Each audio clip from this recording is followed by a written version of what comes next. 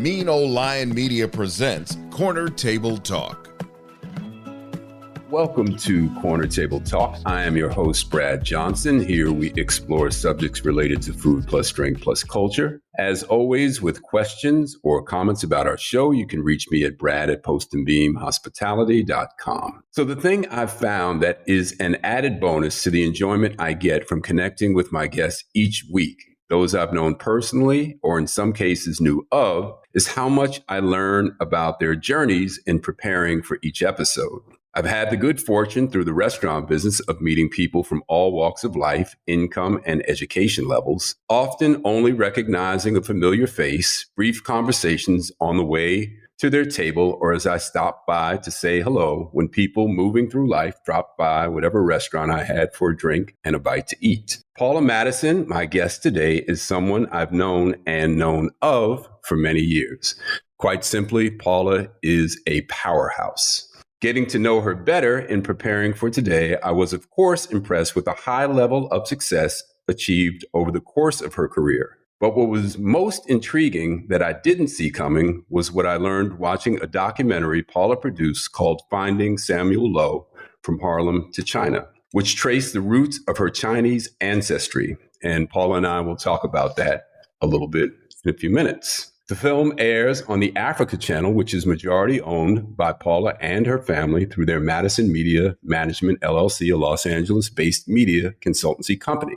Paula is a journalist, writer, business person, executive, and a former NBC Universal executive. In 2011, Paula retired from NBC Universal, where she had been executive vice president of diversity, as well as vice president of General Electric, the parent company of NBCU.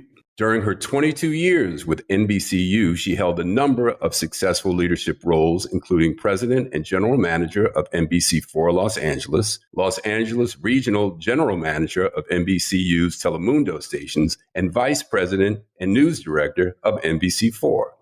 I don't know how she had time to do all that, but maybe we'll find out. In 2013, Mayor Eric Garcetti appointed Paula to the Los Angeles Police Commission, where she served as vice president until 2015. She is a dual citizen of the United States and Jamaica. Paula was named one of the 75 most powerful African Americans in corporate America by Black Enterprise magazine and is included in Hollywood Reporter's Power 100. Paula serves on several boards, including the Black Filmmaker Foundation, the Chinese American Museum of Los Angeles, the Center for Asian American Media Advisory Board, and the Advanced Journalism Studies, School of Global Journalism and Communication at Morgan State University, and the Advisory Board of the Hollywood Foreign Press. And that's not even the whole list, but we'll stop there because I'd like to talk to her live. So Paula Madison, welcome to Corner Table Talk. Brad, thank you so much for inviting me. I'm excited to be with you. It has been years since I've seen you. And even though I'm seeing you just in a little box, I'm thrilled to kind of pretend that we are in the same room. So wonderful to see you, my brother. Yeah, same here. Thank you, Paula. I appreciate that. So we get things started here with short order questions, just a few things to get us rolling and shouldn't be too difficult for you. So Paula, tell me, what is in heavy rotation on your playlist? What are you listening to? Wow. Well, what I'm always listening to is Prince. Let me just be clear about that. What I'm frequently listening to is James Brown. And what I sort of mellow out and listen to when I'm wishing that I was at an age and a stage where I could get a groove on is Bruno Mars. And then yesterday I was listening to Miles Davis. So there's a variety of stuff going on in there where I just like listening to music that takes me somewhere else.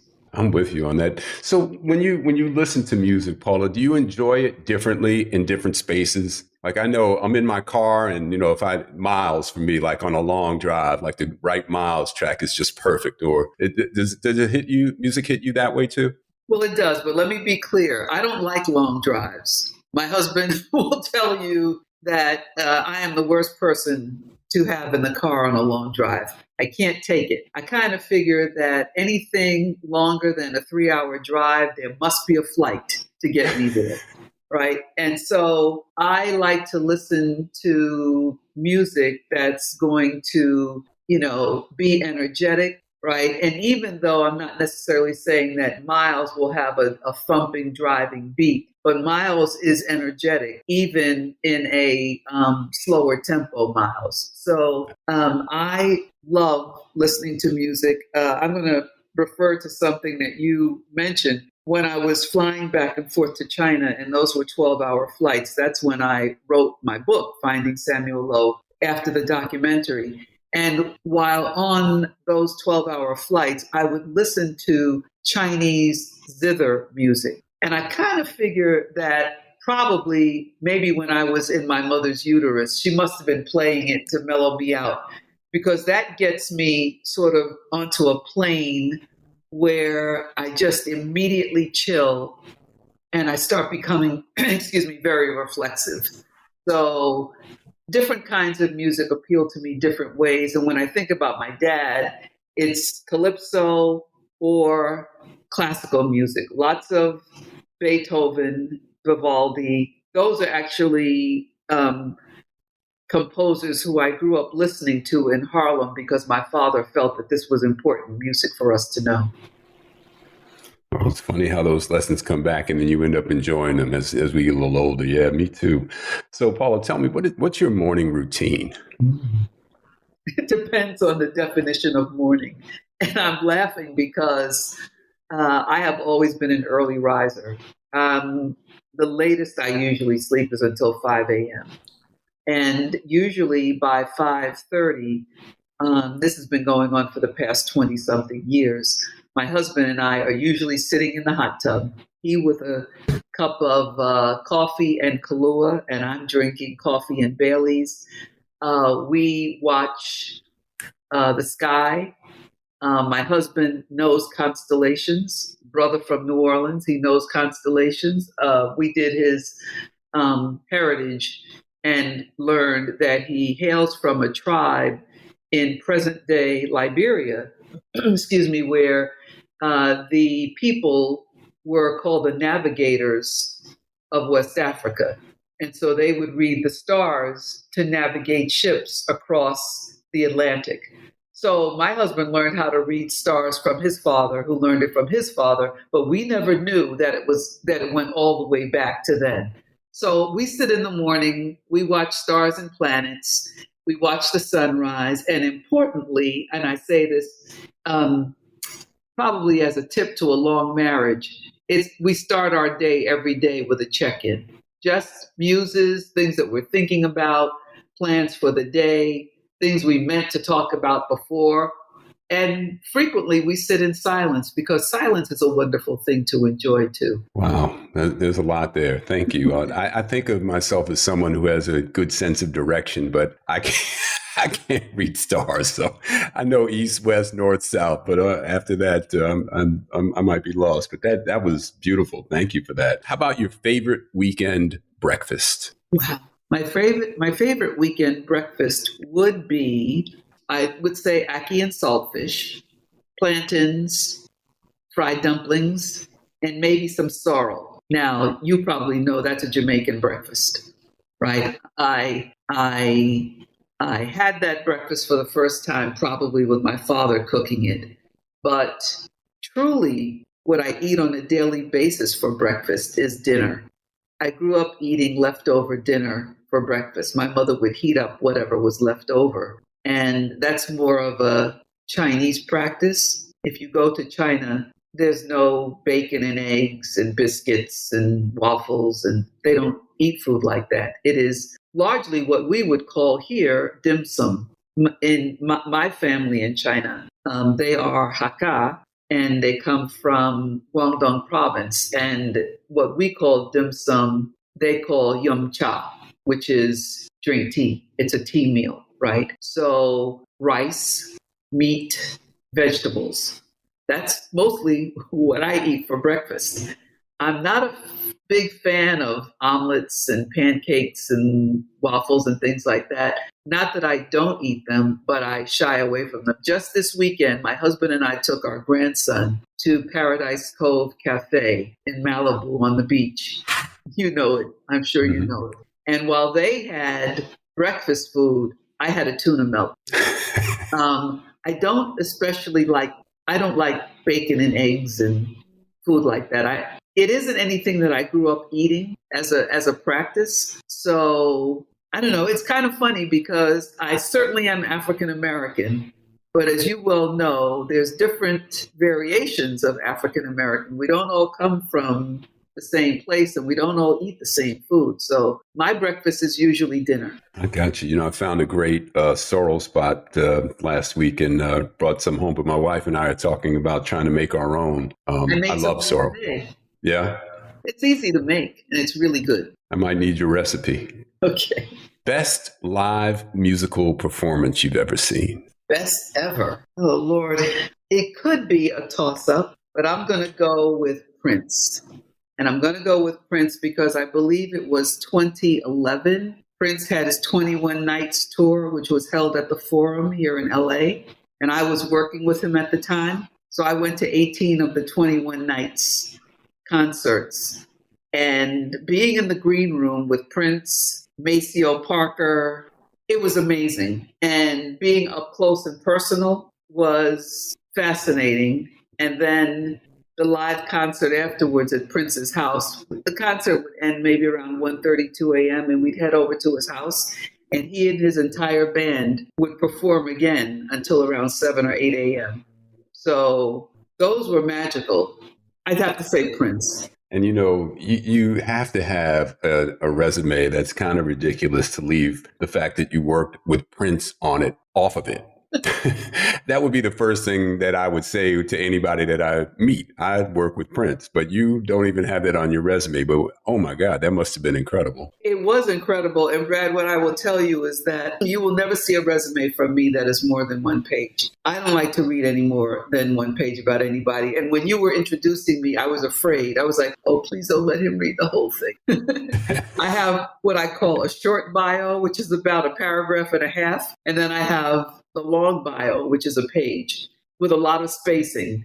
I'd rather just kind of give what people would consider highlights. But yeah, no, I worked with Prince and it was magical. It was, and when I first met him a week later, he not knowing that this was going to happen, but he sent his lead backup singer into the audience to grab me and take me on stage at Madison Square Garden.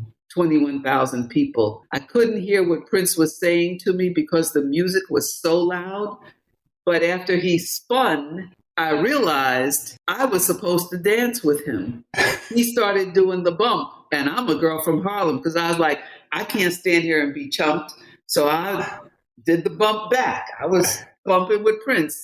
And the next person who got dragged on stage was Kim Kardashian. You might remember that. That's legendary. Yeah. Going like this. And he kicked her off the stage. Yeah, no, I didn't get kicked off the stage. I was shocked, but thrilled and elated. But, you know, I had to go back to my Harlem Girl days. I was like, nah, yeah, you ain't going to do it. No, you can't go out like that. You're not well, you know, the bump, man, I'm right there. At least I know I could have done the bump. You know, I don't know about the spinning and everything else Prince might have done, but the bump I could have pulled off. I can go that far. Yeah, yeah. All right, last couple of these. So just finish this sentence for me, if you would. I have little patience for cruelty. Okay. I don't like seeing it, and I don't handle it being directed to me, but I don't like seeing it in my presence. And I am hardly likely to stay quiet when I see it going on. I just don't tolerate it. And I get that. All right, last one. Who, past or present, would you most like to host at an intimate dinner party? My parents. Knowing what I know now, I would love to sit with them when they had their full faculties and just have conversations about where they wanted us, meaning my brothers and I, where they wanted us to end up and the kinds of decisions they made and what led them to those decisions. I think my parents were quite fantastic. I don't know that they thought of themselves as such, but they were uprooted. They left home to go to another nation to try to make a way.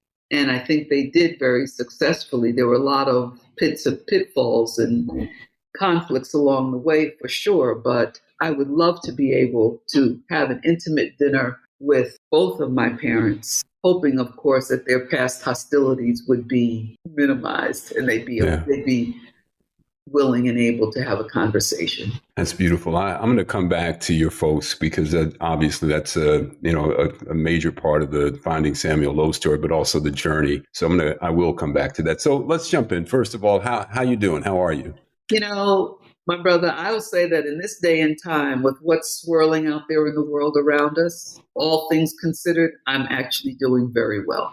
It's very interesting this time that we're in, and we keep thinking this time is going to transition to another time. But every time we think, at least for me, that we're getting to a point where, okay, this will simmer down, it starts bubbling and boiling and churning again. So given all of that, my family's healthy, we're good, and my friends are still my friends, and that's about as wonderful a situation that I could ask for. So I'm good. Great. Good to hear that. On the subject, Paula, of how crazy the world has been seemingly these last few years, maybe it's always been a little crazy, but it seems to have gotten a little nuttier. And you've spent a good deal of your career around the news business. I'm curious what impact the term fake news has on news organizations.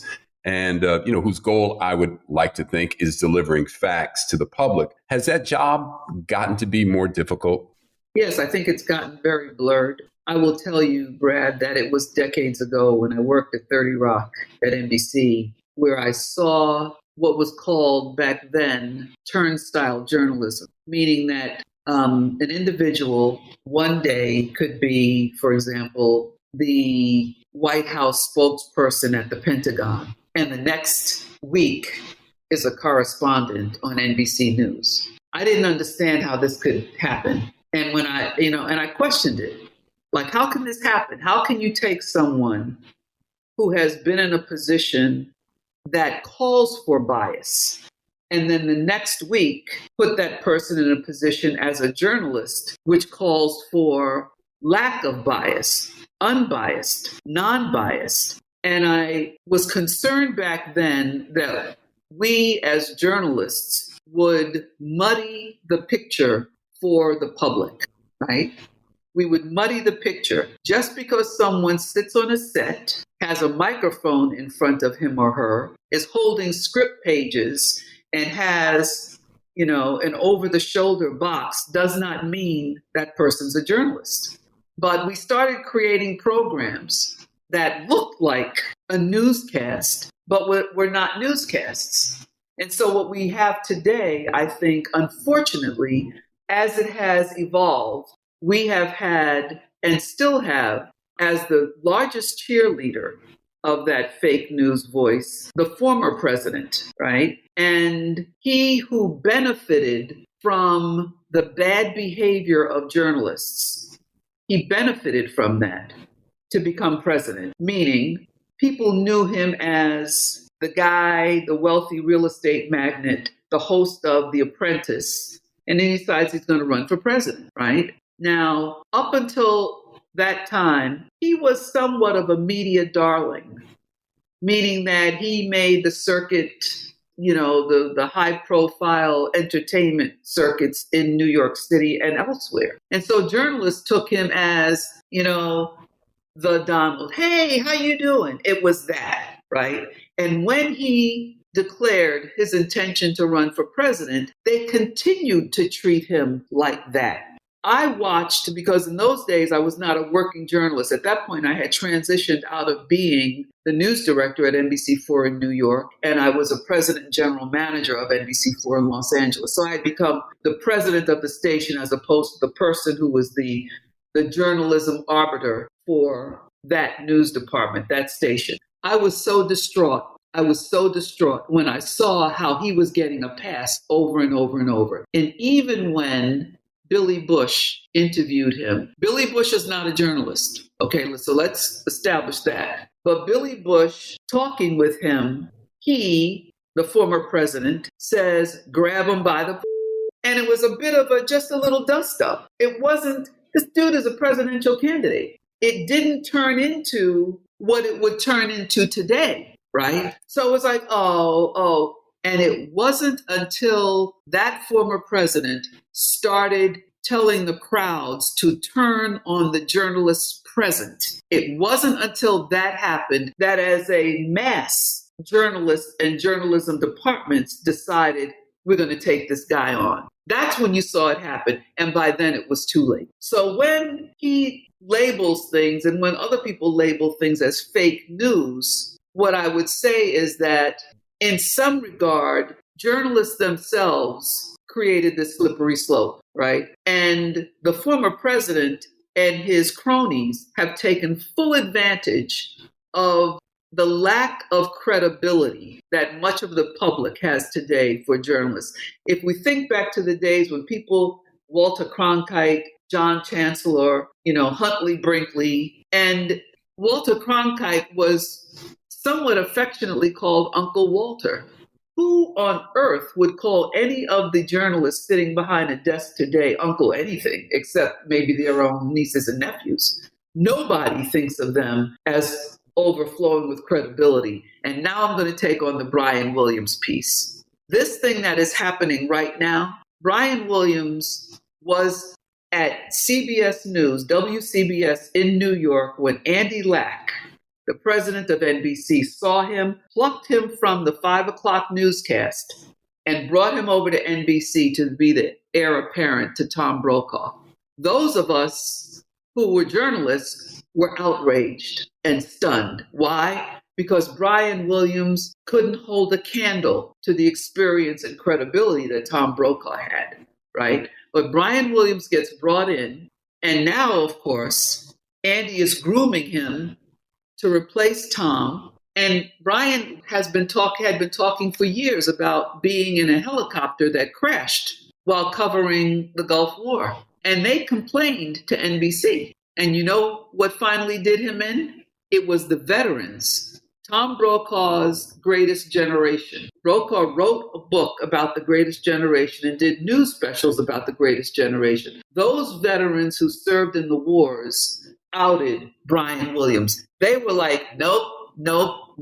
You were not there. You were not in a helicopter. You did not crash. Why are you lying? NBC couldn't get away from it anymore. And Andy Lack was no longer with the company. Comcast had owned the company by then, and they brought Andy Lack back to do what?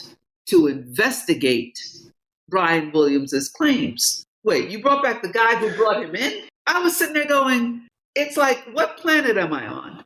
So they brought him back. The result was, they'd signed Brian to a 2-figure in the millions contract right before all this fell apart. They put him over at MSNBC. And what we saw was Lester Holt ascended to the anchor for NBC Nightly News once they pulled Brian Williams off. I have no inside knowledge about this, but I sat waiting for Andy Lack to look at ratings or find a reason to take Lester Holt off that desk and put Brian Williams back. It didn't happen, thank God. But what we just saw was Brian Williams, whose contract is up in January. The stories say they were going to reduce his compensation, probably because he's not on the big show on NBC anymore that makes the big money. He was over doing the 11th hour on MSNBC. And what I read said that they were going to reduce his money and he's leaving. So he's going to go do something else. And I put on my Facebook post, let's see if Nora O'Donnell over at CBS survives. And let's see if it's not Brian Williams who slips into a nightly newscast over on CBS. That part I make up, but everything else I said, I did not make up. So when we talk about fake news, when news is based on personality, which is what we largely have reduced it to, America's anchorman, right? America's anchorman. Like, what is that? What is that? The personification of what? Credibility? How about just telling people the facts, and when it's analysis, say it's analysis, right? But I fear that what we as journalists have done is we have muddied the picture for the public, And that's why that phrase fake news has taken a hold. Well, Paula, yeah, and that moving of the pieces behind the scenes over the years, what you saw coming is a really, really cool insight into how we got where we are. But I want to sidestep over to social media because as we see now, you see it online, they believe it, right? They take it as fact. Yet there's no fact checking organization that checks social media posts, but some folks still take that stuff literally. So how do you see that? Is the genie out of the bottle with social media? Are we just done for because we can't control that? There's just no way, and it's too big and it's too powerful. Yes.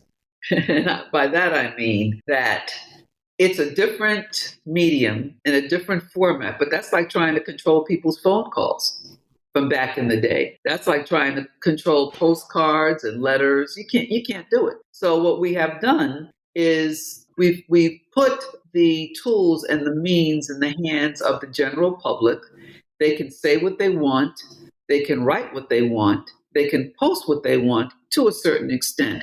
And please, Brad, let's remember that in our country, we do have governmental oversight over some aspects of communications.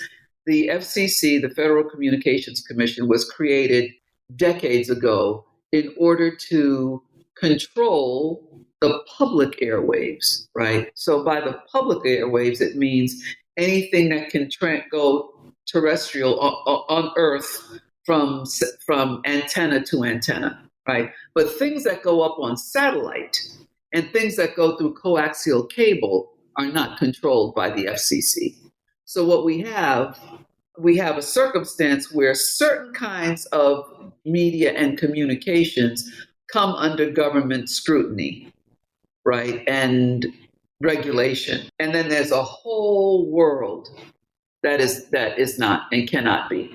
So I find it really interesting to see that, the creators, the leaders of Facebook, et cetera, are being called to testify in Congress to find out what means of censorship is in place when, if you look at the responsibility of the FCC, well, they're not holding the hearings because it doesn't fall under FCC's jurisdiction. It could fall under the government's jurisdiction, but that would mean that the government is stepping into new territory, going into areas to oversee, I'll put in quotes, police where they've not been before. So does it belong with the government? Does it belong with the people? Is it just, commercial? Is it commerce? These are questions that were not even wrestled with when these social media were created. So now, as you said, genie's already out of the bottle. There's no stuffing it back in. The question is, can it be limited in any way? And for those people who believe that this country truly is a democracy, it's like, well, should it be controlled in any way? That's a question I don't have the answer to. So before we change topics, just quickly, where do you get your news? Oh, sure. I watch, read, listen to a variety of sources. So I certainly do watch. I watch CNN, MSNBC. I try to catch a bit of Fox, but I always feel like I'm going to vomit. So I just try to watch enough of it so I can get a sense of, where they're going. I read Atlantic, Mother Jones, New York Times, LA Times. I read the Daily Mail, the Jamaican Gleaner, the Jamaican Observer. I read a variety. I read the South China Morning Post. I read a variety of publications. I watch BBC. I watch a Taiwanese newscast that comes on daily, factoring in that the perspective of Taiwan is going to be very anti-mainland China. So I consume a lot of news. I find it difficult, though. Let me say it this way. During the past presidential administration, I would almost run and hide and bury my head figuratively when a newscast was coming on because I couldn't stand to hear his voice. Right? I just at points struggled because I really wanted to live somewhere else. And my husband, who's like I said, is like the brother from New Orleans, is like, I'm not going anywhere. My family's been in this country since the 1800s when we're not, and I was like, right. And truly, as a child of Caribbean parents, I think most children of Caribbean parents know something about the parents' homeland, right? And many of those places offer dual citizenship. And many of us, first generation US citizens, are raised to believe that it is possible for us to go to our parents' homeland. So I always grew up believing, well, I may go to Jamaica, right? Well, easier said than done, although my brothers and I have our citizenship and our passports from Jamaica. But the point of this is that running from one place to another is probably not the answer. But in my head, in my heart, I wanted to run. And because I could not reconcile the degree of hatred and racism that I was feeling in that administration, and of course, which I still feel now, because they didn't go anywhere. They're just not sitting in the Oval Office, but they didn't go. Yeah, I can't think of a time in my lifetime where I think where things were more unsettling and that there were more conversations about people seriously thinking about leaving the country and going through a similar thought process as you. And so we're still kind of in the midst of that. But on a different subject here, Eric Garcetti appointed you to the LA Police Commission, as I mentioned. Defund the police has proven to be a divisive slogan, not making any judgment about whether it's right or wrong or smart or not, but it has certainly been a divisive subject. With someone who's been close to law enforcement like yourself, Paula, is there anybody out there that's saying something that you agree with, that has the right voice here? And it just seems like the argument is all over the place, and it's hard to make sense of knowing exactly, who to align yourself with on this. And I'll just add, though, at the same time, all of my friends have had that conversation with their sons and daughters about getting pulled over. Yet, the statistic that is most troubling to me, and of course, it's not excusing any police violence, but the most likely cause of death for Black men until they are 45 is homicide, and unfortunately, at the hands of another Black man. So we've got some issues, but tackle any part of that. So first, let me give you a slight amount of background as to how I became a police commissioner. One of my friends who was heading the transition team for the mayor recommended me for a commission role on a variety. There's scores of commissions for the city of Los Angeles. And he recommended that the mayor talk to me about a commission role. While I was in his office, he and I were meeting alone. I began to talk to him about when I was news director in New York and the relationship and the conflicts that we'd had in New York City.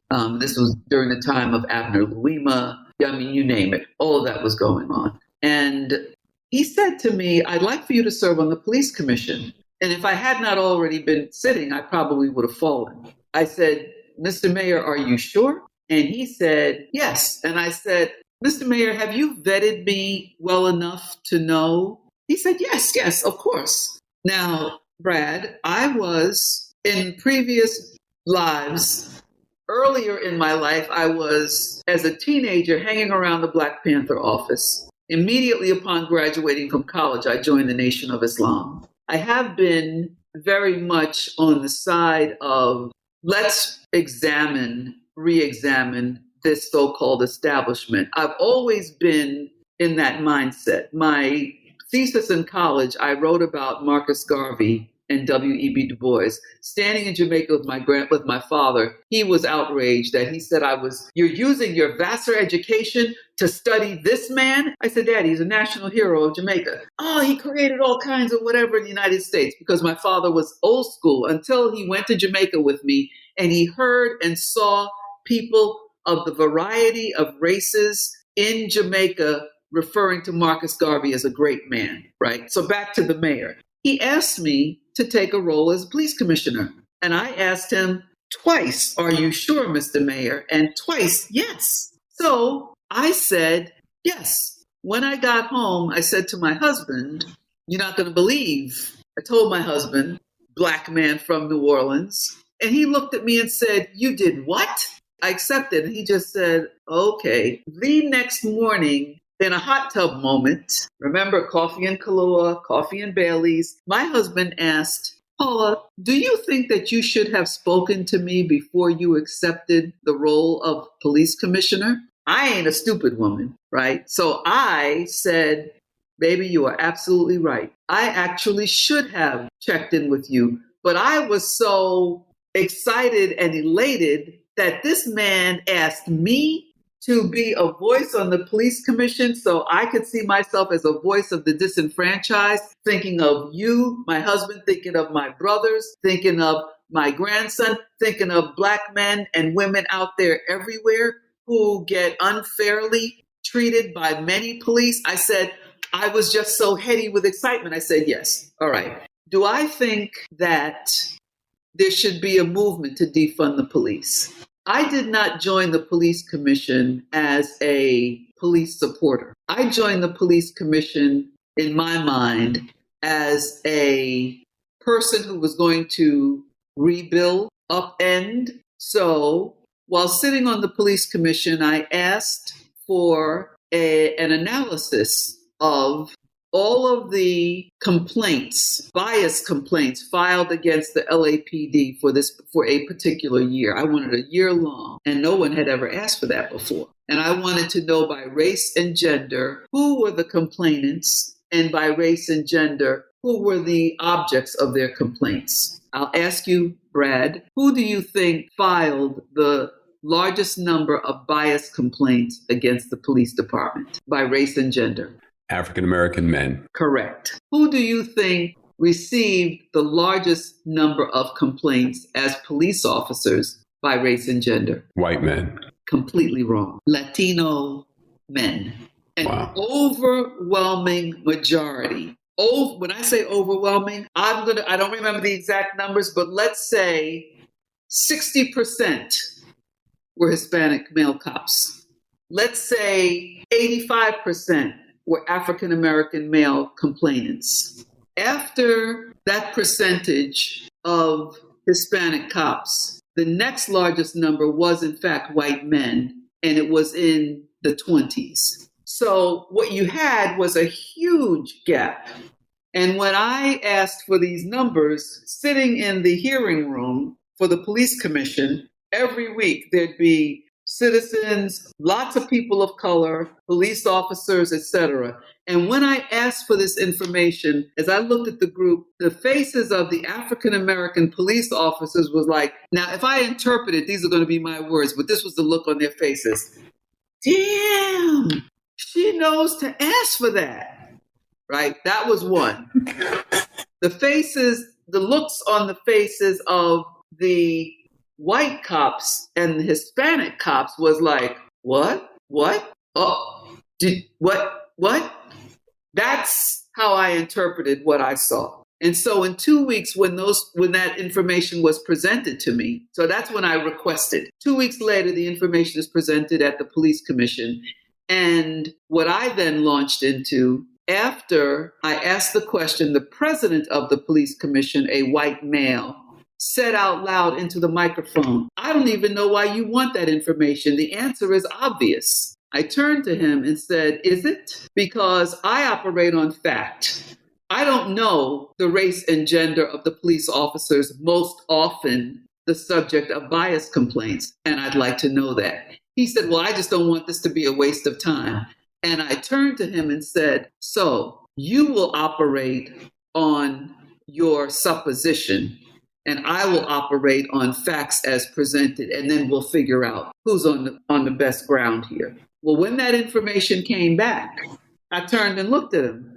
Not what you expected, huh? Was that the obvious? He was like, well, no, I'm surprised, right? What I'm getting at here was I then launched into the schools in Los Angeles are overwhelmingly, public schools in Los Angeles by almost 90% are Latinx. Much smaller number of Blacks, small number of whites, reasonable number of Asians. When there are gang fights in LAUSD at the schools, it's usually Latinx and Blacks. In the prisons in California, the prison population, usually when there are gang fights, it's Latinx and Blacks. When I looked at the last 4 classes coming into the police academy for Los Angeles, I would say 50% were Latinx and maybe 2 were Black. And I don't mean 2%, I mean 2 people. Black people were not joining the LAPD. So what I said to the gathering was, this suggests to me that a bias that has existed probably from childhood. Oh, I forgot to leave out the housing projects. There are housing projects in LA, and frequently Blacks and Latinx people are not put in the same housing projects because they get targeted. So I said that if we could leap to the conclusion that there is an inherent bias that happens at an early age that doesn't seem to be addressed to the point where it diminishes or disappears, the inherent bias of Latinx versus African Americans and vice versa. I'll throw that in there. But what happens when those same people join the police department? Where does bias get addressed? At that point, there was a module at the academy that was just a few hours long on bias, on racial bias. And I said I wanted to use the results of that request for analysis to re-examine how police officers in LAPD are being trained and what are the refresher courses, right? So, defund the police. I do not believe in defunding the police. As you said earlier, unfortunately, there's a lot of homicides still going on. Unfortunately, a significant number are Black on Black homicides. We can go into all kinds of reasons, societal reasons why that's happening, but I don't think we need to here. What I will say, however, is that people are still being killed and somebody has to be taken off the streets because of that. I say, give the police the work of policing, right? Give the other divisions, departments, their work. My daughter is a forensic psychiatrist here in Los Angeles. She used to work with the police department, not for them, but work side by side, Department of Mental Services, all of that stuff. And on any given shift, when I was a police commissioner, on any given shift, we had 2-person units in a daytime setting handling cases of police being called when it sounds like it's a mental issue. But a majority of the confrontations that happen between police and citizens, there's mental health issues involved. The police are not trained for that. So until or unless we train them for that, they should not be sent out on those calls. So I don't say defund the police. I will say rework the budget. I will say look very closely at letting the police handle the police work and let health workers handle health work, because that's a large part of what we're seeing that goes wrong. And by the way, after I left the commission, they voted on, maybe 3 years later, they voted on something that I thought was much needed, which was there now is a distance between the police officer and the, I'll call it the citizen who they've been called to deal with. There's now a distance, right? Police are not expected to draw their weapons and shoot past, a certain distance, meaning that I'm totally making up these numbers. But let's pretend that in the past, if someone was 50 feet away and the officer said, drop your weapon, drop your knife, and the person didn't, and the police drew the weapon and shot, it could still be within policy, right? Policy meaning legal inside of police department procedures. Now they've set a perimeter, right? You can't shoot somebody that far away holding a knife. If the person had a gun with a projectile, different story. But the things that to me seem to be common sense were addressed in this new policy that was put in place. And so I was glad to see that. But I'm also emphasizing that police should be given police work. I don't believe in defund the police, no. Thank you for breaking down those facts. And I can see the separation of responsibilities there and how police find themselves in situations that policemen shouldn't be in, that someone a little more capable of dealing with people with mental illness would be better in those situations. So, Paula, with the time that we have left, I want to talk about this documentary that you made. It was just a beautiful film. I watched it and was really moved by your family's story. My mother's father was Hakka Chinese, and her mother was African Jamaican. My father was African Jamaican. And you describe your mom as fierce and sad. And I thought that, by the end of the film, very emotional ending for you. You find your grandfather's village and those words that were written outside of the village. I thought that really just kind of, just summed up your life in a way. But just talk a little bit about the movie, about how it struck you emotionally. Touch on your mom. Just with the time that we have left, I do want to get into that a little bit with you. Sure. Well, the fact is that from southern China, the immigrants to the United States from Chinese, almost all of them came from southern China. Almost all of them came from Guangdong province. From the time of the gold rush to building the railroads, coming through the Pacific, coming through the Atlantic. So up until modern times, say the 70s, almost all Chinese came to this country from southern China. Very tropical climate. So the extent to which it was similar to the Caribbean in temperature made it easier for them to identify that this is a place where they could go. Most of them went there because when the Africans were when the enslaved Africans were emancipated, they refused to work on these plantations for pay. They were like, no, you beat us, you maimed us, you killed us, you raped us, we're not. So they brought in cheap labor from China and India. And that's how ultimately this wave of Chinese people started coming in.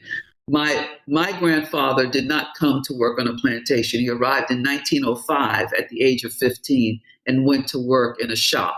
Right, somebody from his village had a shop, and he came over.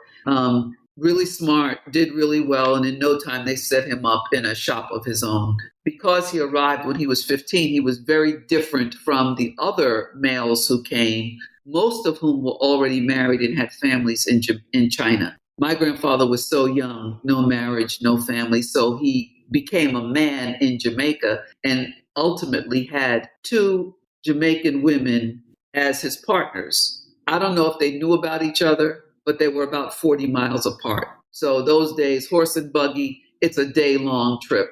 And remember, this is in an era where many societies accepted that men could have as many families as they could afford. This happened in Africa, it happened throughout Asia, it even happened in Europe. It was pretty common. So my grandfather did well in Jamaica, and he had 2 families. His family in China, concerned that he was not going to return, sent a Chinese woman for him to marry sight unseen. Up until then, the immigration laws prevented women from migrating. Chinese women and families could not come. They changed the laws. This woman came. She married my grandfather. That angered my grandmother, and she told him, "You'll never see your daughter again." My mother was 3 years old. She had a very difficult life after that. She immigrated to the United States when she was 26, and my mother looked completely Chinese. She didn't look mixed. She looked Chinese. And she got to the U.S. and went to find her cousins in Harlem, her Black cousins in Harlem, who sponsored her. They were Jamaican. And my father was not letting her go, so he stowed away on a ship, got here, found her in Harlem, they got married, and all of that unfolded. So the significance for me was that my mother had not seen her father since she was 3 years old. She was very sad, and her mother did not raise her. Her mother didn't want her. She just didn't want her father to have her. So my mother grew up being very disconnected from her family, and then told us as children, family is the most important thing in the world. Nothing can come between you and your family. And so for me, it was, well, if family's so important, Ma, where's your family? We lived in Harlem. We're living with this woman who looks Chinese. People are going, wait, what is going on here? Who is that? Like, what?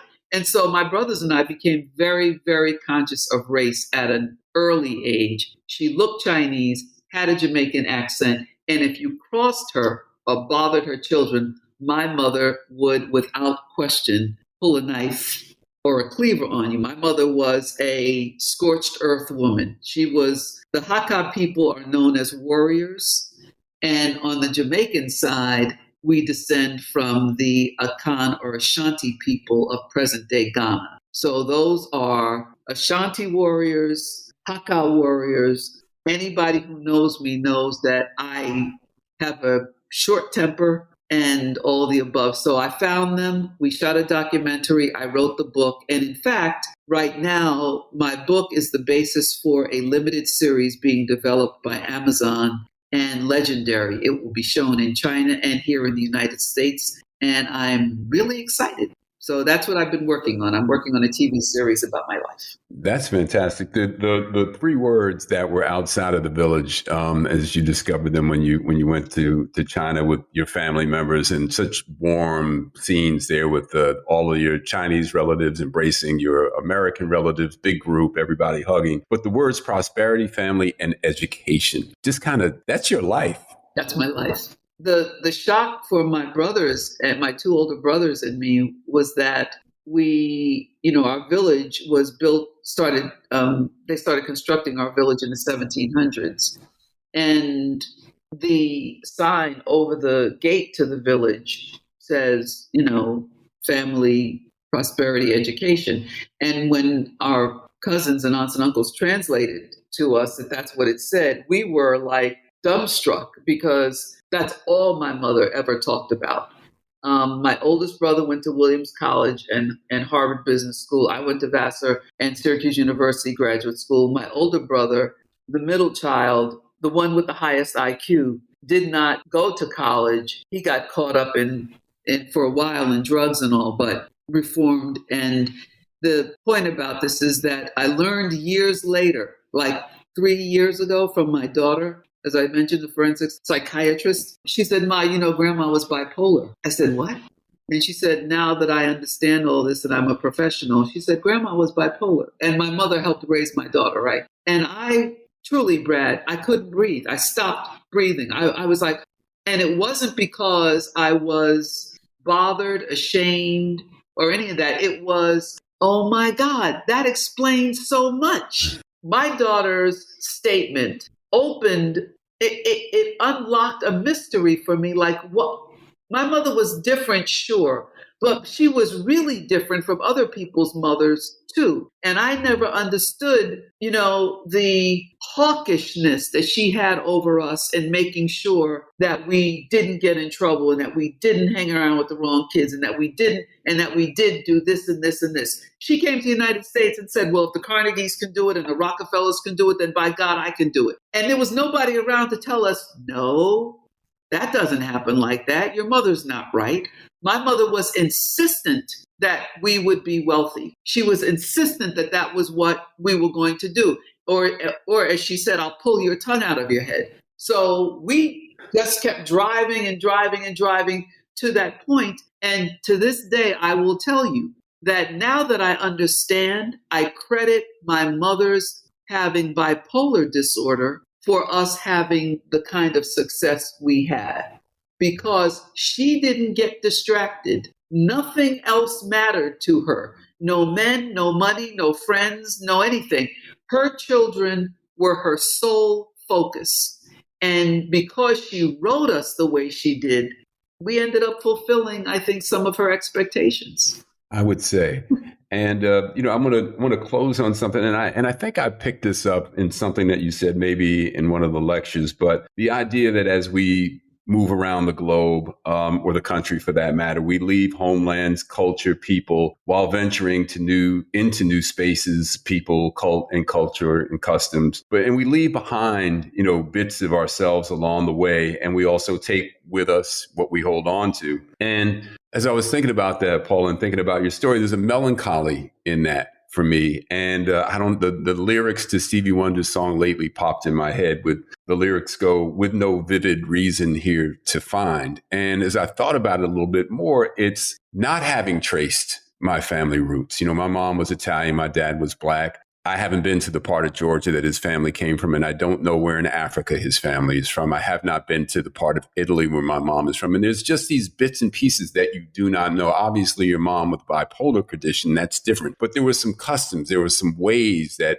she brought with her from faraway lands that became part of your upbringing that led to a Paula Madison that we've, had the enjoyment of knowing. So I don't know where that leaves you, but that was the thought that I was left with from the film. It left me feeling that longing to reconnect with family. Brad, I want to tell you that that's the highest honor that you could pay to me by telling me that it evoked those feelings in you, because that's what I had hoped for. I hoped that people would read that book, see the film, and understand that many of us cannot be put into one bucket, right? We are the culmination of many cultures, societies, practices that went before us. And as we have children and they have children, it will continue and continue. I think that listening to you, I would hope that you would take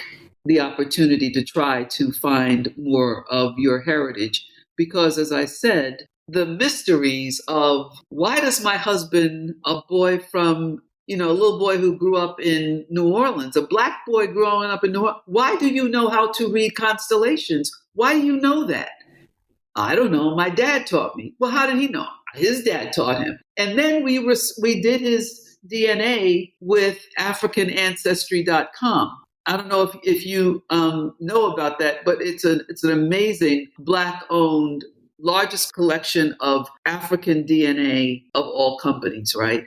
So we went to them, and when they explained my husband's heritage, it was like me finding out that my mother had bipolar disorder. It was like, well, that makes sense, right? Going to my family's village, construction started in the 1700s, and seeing those words, it was like, my mother didn't even grow up with her father. And yet that's what she pushed on us. So there's all kinds of things in our DNA that we might wonder about. But if we take a moment and find out where we came from, and it helps us know where we're going, it also helps explain to us who we are and why we are. It helps us explain to our children and our grandchildren who they are and why they are. So the legacy of family is the most important legacy any of us can have. It's not money, it's not fame, it's not reputation, it's none of that. It's family. And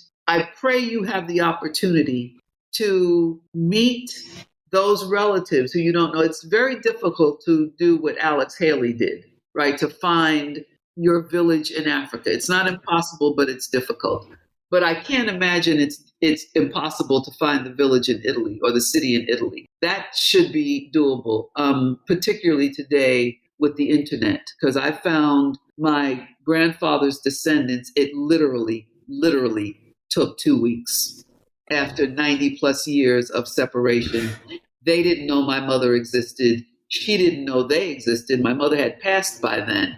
But the wonders of modern technology can get you there in no time. Well, Paula, I have to thank you for that motivation and the inspiration that I got from Finding Samuel Lowe. Beautiful, beautiful film. And just your career. I mean, just a stellar career. Really look up to you, and just want to thank you for taking the time today and sitting with me on Corner Table Talk. Thank you. Thank you. And I want to thank Ambassador Shabazz for introducing us. I don't know if you remember that I met you first at Menemsha, the restaurant you had back in the day here. And I was like, Menemsha, what's that from? And you said it's Martha's Vineyard. And my family owns a home on Martha's Vineyard. We were so enraptured. I was so enraptured by your description of what it was and what it meant that I was like, let me go check this place out.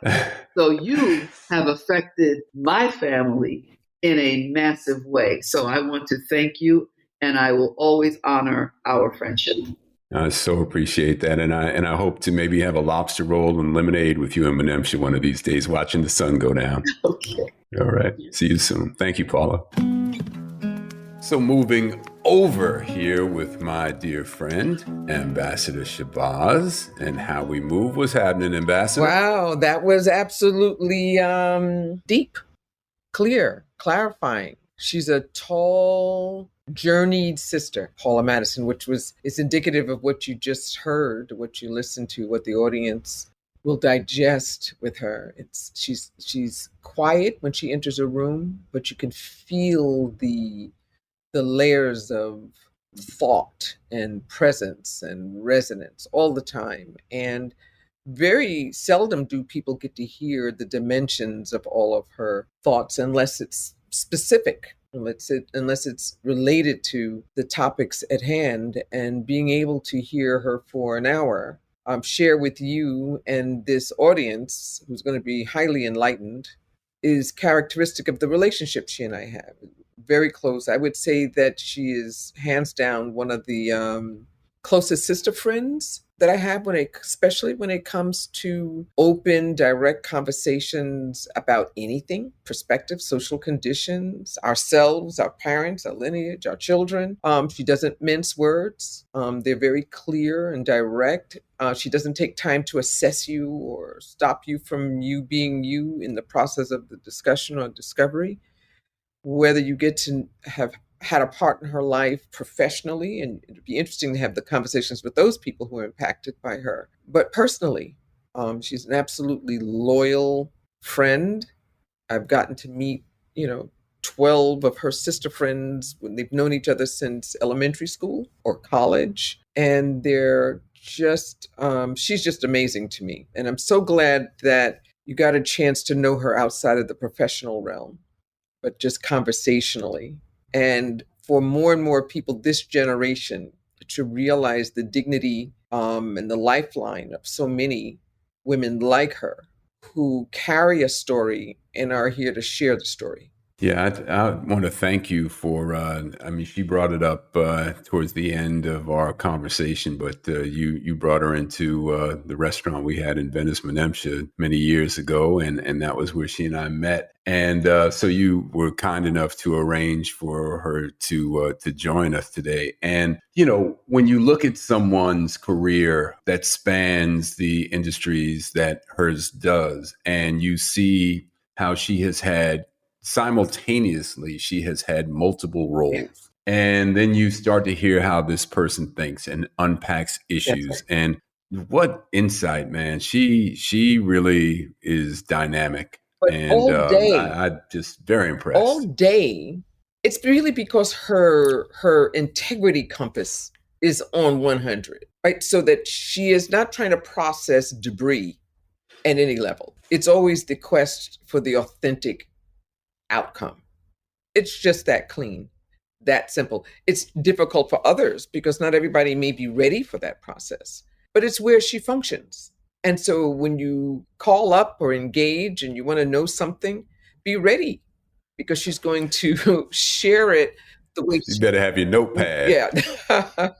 Well, yeah, because certainly words of wisdom that embarks upon what you said, that makes you consider the same thing for yourself. It's the kind of friendship she and I were able to bring to real fruition when we were both in Los Angeles together. Because coming from New York, where you can live your dimensional self without the same caste system being the determining factor, or the typecasting being the determining factor, is when you find that person with whom you can share those characteristics, and that all of the things that we are in our composite self, as she said towards the end, which is one of the conversations she and I would always have, that we're very comfortably, proudly representative of that which we would be naturally assigned to. But then you realize there's dimensions that also have value, that also have significance, and they probably reign within oneself in ways that we don't know yet, right? But it doesn't make it absent. It just means we have to uncover the definition or the journey of what that is. But we're always exactly how we identify, and then there's more. Yeah. I brought her to Louisville, Kentucky a few years back. She and a number of a panel that I titled, Am I As I Am Assigned or As I Proclaim? The senses can determine for us where we fit. And based on what's going on in your house on Friday, Saturday, or Sunday, your composite may have different volume or channels, significances. So it's just really, really, really proud. I loved when you had asked her who would she have dinner with. I got emotional about that because I know it is the reflection, it's the hindsight for her to be able to sit down and have dinner with her parents knowing what she knows now. And I guarantee Right. that her parents on both sides, the lineages on all sides, are really proud of the outcome of their children.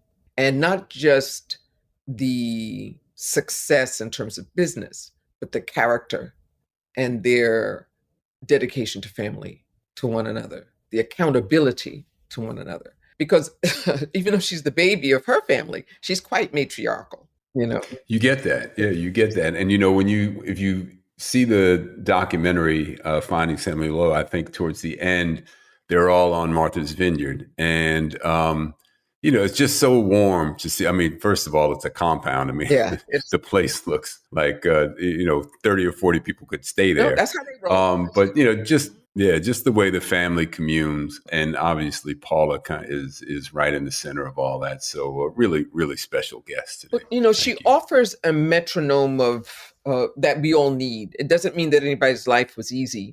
She talked about what her parents endured and went through as immigrants, and the discoveries and what they intended for their children. And none of those journeys are easy for any of our parents or grandparents as they navigate for our well-being. But being able to have the compounds or the family expectations or being able to call one another, the family meetings, the gathering spaces, it's one of the characteristics that I think we all should resume, like the corner table, right? Your father was similar in making sure that while we may not have been Johnsons, my mother could look into that window at 4 o'clock, even though before the store opened. And if he sees our face, he was opening the door. And then I, as a teenager, also got to go in there, sit down.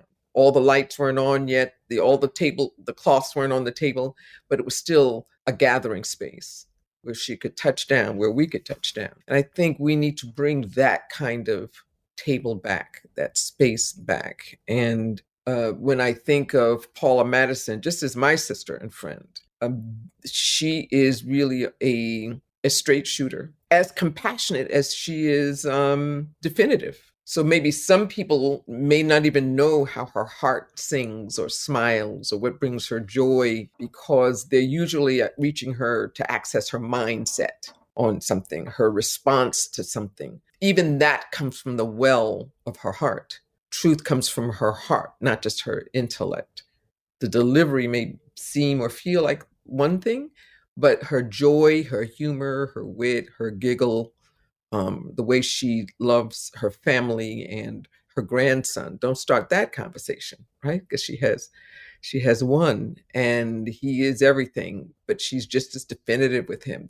Their expectations. She reminds me, while on the younger side, of that, traditional West Indian or Caribbean grandmother. Well, she's younger than that. She's that definitive. And I think about other Caribbean women that have come to the United States that sometimes people don't even realize are Caribbean. So Susan Taylor, Caribbean, first generation, just like Paula Madison, as is Shirley Chisholm or Sheila Jackson Lee, the congresswoman from Dallas, Donna Christensen, another one, and it goes on. Garvey, Celia Cruz. So we can move from the British side of the Caribbean to the Latin side.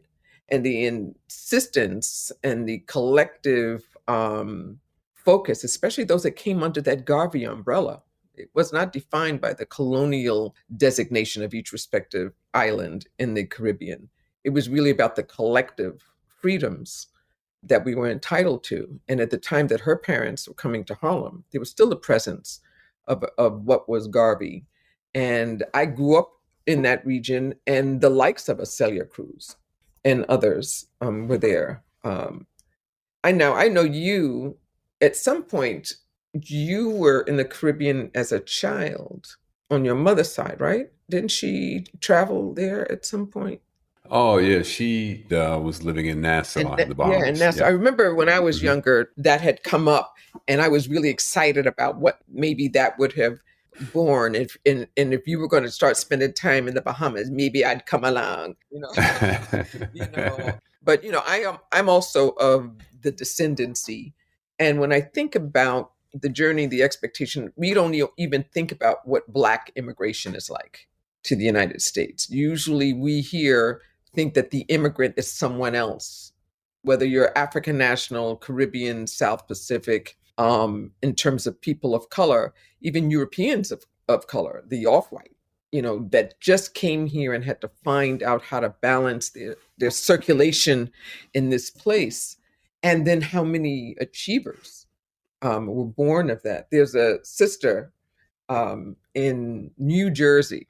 I've been on a plane every other day in the past, I guess, 5 days. And I was picked up from one location when I landed and went straight to a meal. And it was a family style Dominican restaurant by a woman named Maria Concepcion. She's a mother of three. She came here in the early 90s.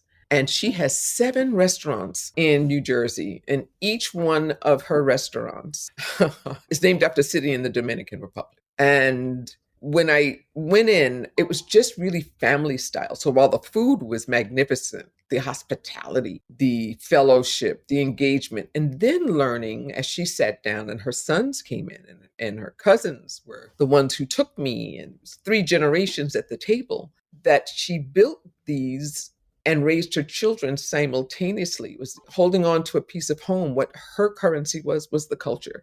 It's what enabled her children to maintain their binationalism.